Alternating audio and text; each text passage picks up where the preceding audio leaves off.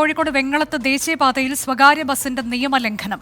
One way തെറ്റിച്ച് ഏറെ ദൂരം യാത്ര ചെയ്തു. ദൃശ്യങ്ങൾ 24-ന് ലഭിച്ചു. രാഹുൽ സുരേഷ് വിവരങ്ങളുമായി. രാഹുൽ, ഏത് സാഹചര്യത്തിലായിരുന്നു ഈ ഒരു നിയമലംഘനം? മോട്ടോർ വാഹന വകുപ്പ് നടപടി സ്വീകരിച്ചോ?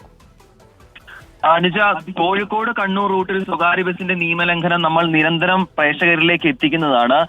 വാർത്തകൾ മാധ്യമങ്ങൾ നൽകുകയും പോലീസ് നടപടിയെടുക്കുകയും ചെയ്യുന്നതാണ്. പക്ഷേ ഇതിൽ സ്വകാര്യ ബസ്സുകൾ നന്നാവുന്ന ലക്ഷണമില്ല എന്നതാണ് നമ്മൾ ഇതിൽ നിന്നും മനസ്സിലാക്കേണ്ടത്.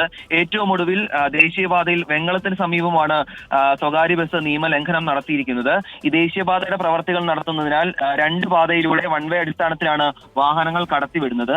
അതിനിടെയാണ് കോഴിക്കോടേക്ക് വാഹനങ്ങൾ വരേണ്ട പാതയിലൂടെ നിയമം ലംഘിച്ചുകൊണ്ട് സ്വകാര്യ ബസ് യാത്ര നടത്തിയിരിക്കുന്നത്. മറ്റു വാഹന യാത്രക്കാർ ഇടപെട്ടതോടെ വാഹനം പുറകോട്ടെടുത്ത ശേഷം ദിശ മാറി മറ്റൊരു റോഡിലൂടെ ഈ സ്വകാര്യ ബസ് യാത്ര തുടരുകയും ചെയ്തിട്ടുണ്ട്.